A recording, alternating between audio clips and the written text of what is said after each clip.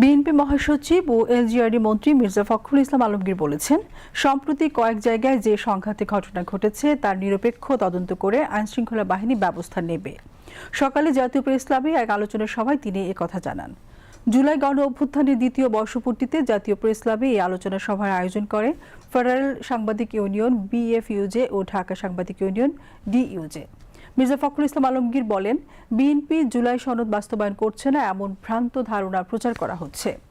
বিরোধী দলীয় নেতা পলাতক হাসিনার সুরে কথা বলছেন বলে অভিযোগ করেন তিনি।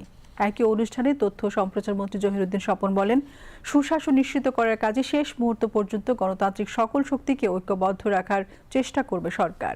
কেউ যদি চক্রান্তে লিপ্ত হয় বা মাত্রা ছাড়ায় তবে ব্যবস্থা নেওয়া হবে।